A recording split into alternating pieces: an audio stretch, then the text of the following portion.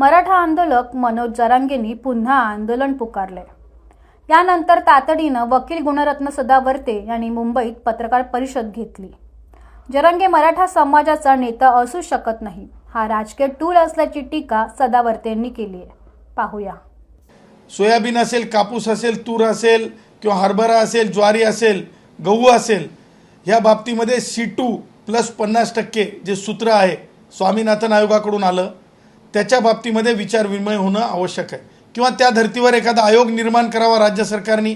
कारण काय होतंय की 10 रुपये खर्च आणि 9 रुपये जर कांद्याला मिळत असतील किंवा 12 रुपये खर्च आणि 10 रुपये जर कांद्याला मिळत असतील तर शेतकऱ्याचं आयुष्य म्हणजे निष्काम राहून चाललंय। शेतकरी आपल्या मुलाला म्हणजे मुलाबाळांना जी परवरिश लागते ती होऊ शकत नाही आणि त्यामुळं मायबाप सरकार आहे आमच्या मायबाप सरकारला आमची विनंती आहे की उपरोक्त ज्या 3 गोष्टी आम्ही सांगितल्यात त्या गोष्टीवर विचार करावा। कारण झालं आहे असं की राजकारणाखातर आंदोलनाच्या घोषणा खूप होत आहेत। ह्या महत्त्वाच्या बाबींसाठी आंदोलन आहे का? तर ॲब्सोल्युटली नाही। हे आंदोलन कशासाठी होत आहे तर आज आंदोलन कशासाठी पाहतो आपण? काल म्हणजे मी आंदोलकांचा मान राखणाऱ्यांपैकी आहे, परंतु कालचं जे आंदोलन होतं, आंबा हा राजा आहे। माझं म्हणणं आहे की आंबे भेट दिले असते सरकारला तर चांगलं झालं असतं। आंबे फेकणं हे राजाचा अपमान आहे। मी सगळ्या शेतकऱ्यांसाठी काम करणाऱ्यांच्या सोबत आहे, परंतु फळाच्या राजाचा अपमान करणं मला काल काही योग्य दिसलं नाही। फळाच्या राजाचा अपमान करणं काय मला योग्य दिसलं नाही। मागणी असावी, मागणी ही रास्त असावी, मागणीसाठी लढलं पाहिजे, त्या मताचे आहोत आम्ही। आता दुसरं एक आंदोलन घातलं चाललंय की मनोज जरांगे नावाची व्यक्ती, आंदोलनाची घोषणा त्या व्यक्तीने केलेली आहे। आता ही मनोज जरांगे काय आहे तर मनोज जरांगे हा मराठा भावांचा माझा नेता आहे का? तर ॲब्सोल्युटली मी म्हणेल याच्या आजच्या पत्रकार परिषदेमध्ये शेतकऱ्यांच्या प्रश्नावर माझे मराठा भाऊ, मेरे कलिजे के टुकडे मराठा भाऊ, मग तो शेतकरी मग मराठा असो किंवा मग धनगर भाऊ असो की माळी भाऊ असो की बौद्ध भाऊ असो की आदिवासी भाऊ असो, शेतकऱ्यांच्या बाबतीमध्ये एकही मुद्दा उपस्थित करण्यात आलेला नाही। मग हा पुढारी कुणाचा? हा पुढारी वेगळं सांगण्याची गरज नाही। हे राजकीय नखरे करणारा माणूस आहे, राजकीय नखऱ्यानं वागणारा माणूस आहे, राजकीय नखऱ्यानं डोलणारा माणूस आहे, राजकीय नखऱ्यानं नाचणारा माणूस आहे। त्याच्यामुळं अशा राजकीय नखऱ्यानं वागणाऱ्याला किंमत द्यायची गरज नाही। ज्याच्याकडे शेतकऱ्यांचा प्रश्नच नाही त्याला त्याच्या आंदोलनाला काय किंमत असू शकते? आणि म्हणून मला आपल्या माध्यमातून जरांगेच्या आंदोलनाबद्दल हे म्हणायचं आहे, नो प्रॉब्लेम, नो प्रॉब्लेम। जरांगेचं आंदोलन हे काही विषयच असू शकत नाही, काही विषयच असू शकत नाही। जरांगे हा मराठा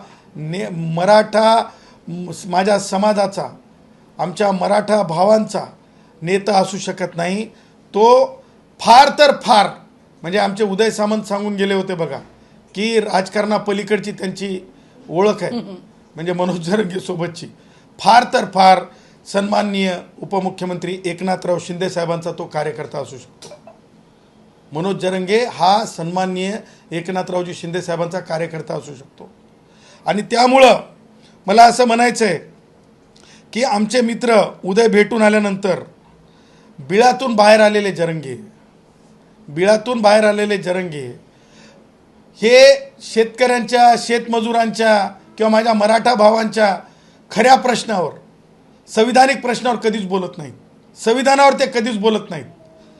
त्यांचं जे बोलणं आहे, त्यांचं जे आंदोलन आहे, मला असं वाटतंय जरांगेचं आंदोलन आणि त्याचा उदय असतं फक्त आमचे उदय सामंतच सांगू शकतील। Because all this is politics, all this is politics, all this is politics.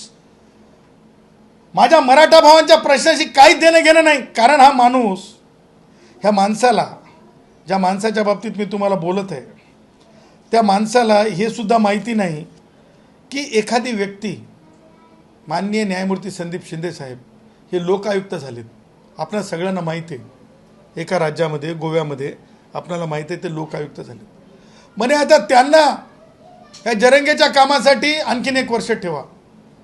आता त्यांना जरंगेच्या कामासाठी आणखीन 1 वर्ष ठेवा. असं कसं होऊ शकतंय या जरंगेच्या मागणीसाठी? असं कसं होऊ शकतंय ह्या जरंगेच्या मागणीसाठी? म्हणजे आकले बाहेरच्या गोष्टी. म्हणजे कोणी म्हणेल ना की बाबा सत्सद बुद्धीने विचार केला काय, तर सत्सद बुद्धी म्हणता येईल का?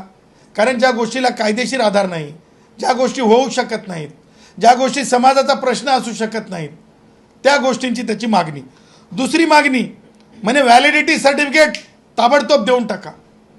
अरे भाई मनोज, तू माननीय मुख्यमंत्र्यांना एखाद्या वेळ टार्गेट करू शकतोस, कारण तुला माहीत आहे माननीय मुख्यमंत्री देवेंद्रजी यांना तू जाणून बुजून टार्गेट करशीलही.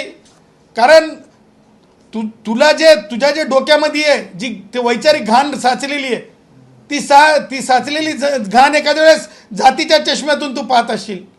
मराठा इतर मुख्यमंत्री झाले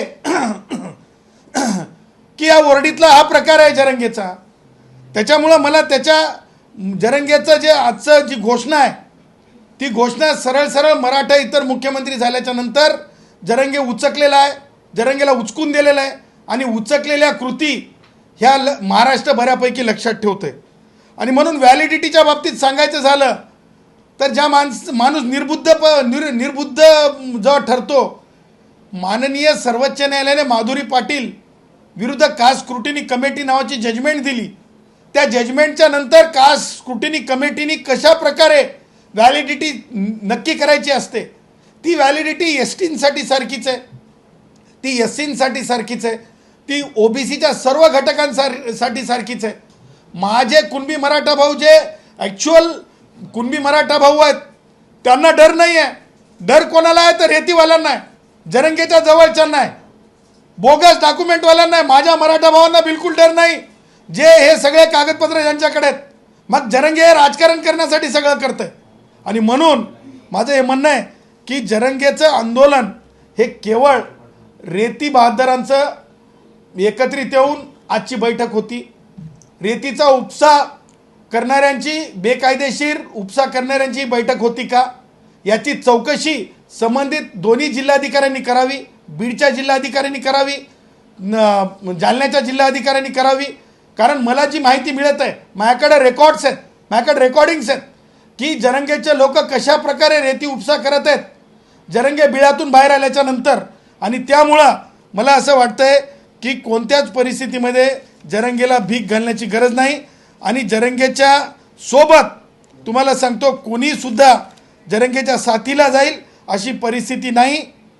आणि म्हणून जरंगे हा मराठा समाजाचे प्रश्न घेऊन उभा राहिलेला नसून जरंगे हा केवळ एक, तुम्हाला सांगतो, एक टूल आहे, एक टूल आहे, एक टूल आहे. एक गंभीर मुद्दा उपस्थित केलेला आहे तुम्ही. 2 मुद्दे त्याच्यात. एक तर तुम्ही असं म्हणतात की मराठा मुख्यमंत्री झाला नाही, मराठा इतर मुख्यमंत्री झाल्यामुळे हा वाद घालतो. दुसरं म्हणजे की तुम्ही थेट म्हटलेलं आहात की मनोज जरांगे पाटील हे उपमुख्यमंत्री एकनाथ शिंदे यांच्या पक्षाचे कार्यकर्ते आणि उदय सामंत यांना भेटल्यानंतरच तो बिळात आला. हा थेट आरोप मला म्हणायचा का? नाही, तुम्हाला एकेकानं उत्तर देतो. सगळ्यात महत्त्वाचा आणि गंभीर मुद्दा तर मी शेतकऱ्यांचा उपस्थित केलेला आहे. त्या मुद्द्याला बगल जाता कामा नाही. आता ऐका, नाही बघा, ऐका, तुम्हाला ऐकावं लागेल. दुसरा मुद्दा जो मी बोललो, एक लक्षात ठेवा, आमच्याकडे गुराखी साहित्यातला माणूस आहे मी, बरं का. आमच्याकडे परड पडल्यासारखा, काय पडलास म्हणतात माहिती आहे ना तुम्हाला, तुम्ही जर ऐकलं असेल तर, परड पडल्यासारखा. अरे काय बिळात होतास रे बापा, बिळातून बाहेर निघालास. जरंगे हा कुठं होता आतापर्यंत? जरंगे हा मध्येच होता. जरंगे बाहेर कधी निघाला? आमचे उदय भेटल्याच्या नंतर निघाला. उदय भेटल्याच्या नंतर प्रश्न तर विचारले जातील ना. प्रश्न विचारण्याचा अधिकार आहे की नाही? हिंदुस्थानी नागरिक आहे की नाही? ह्या विद्यमान सरकारच्या बाबतीमध्ये आमचे कष्टकरी शेतकरी शेतमजुरांचं नेतृत्व करतो, आम्ही विद्यार्थ्यांचं नेतृत्व करतो, आम्हाला प्रश्न विचारण्याचा अधिकार आहे. कारण आम्ही कटोरा घेऊन राजकारणाची भीक मागायला किंवा कोणीतरी विधान परिषदेची कटोरा घेऊन उभं राहून कटोरात काहीतरी पडल्याच्या नंतर बोलणारे नाहीत आम्ही. हमको जरूरत नहीं है पॉलिटिकल पोस्ट की, इसलिए हम डंके की चोट पे बोल सकते हैं. म्हणून म्हणतो की जरांगे हा बिळवातून बाहेर निघाला ना, वळवळ वळवळ वळवळ वळवळ कधी करायला लागला? उदय भेटून आल्याच्या नंतरच करायला लागला. सन्मान्य उदय माझे मित्र आहेत, मंत्री असल्या म्हणून काय झाले, प्रश्न विचारले जातील, काय चर्चा झाली ती सांगावं लागेल. आणि त्या पुढे जाऊन मला हे म्हणायचं आहे, जरांगे माननीय मुख्यमंत्री महोदयांवर हाणून पाडून बोलतो. ते महाराष्ट्राचे मुख्यमंत्री आहेत, राजकीय पक्षाचे मुख्यमंत्री नसतात. पंतप्रधान महोदय हे देशाचे पंतप्रधान असतात, राजकीय पक्षाचे नसतात. हाणून पाडून बोलण्यामागचं कारण काय? मुख्यमंत्री महोदयांनी एक काल घोषणा केली, कांद्यांच्या बाबतीत घोषणा केली, कांद्याच्या भावाच्या बाबतीत घोषणा केली, शेतकऱ्यांच्या बाबतीमध्ये बैठक झाली काल.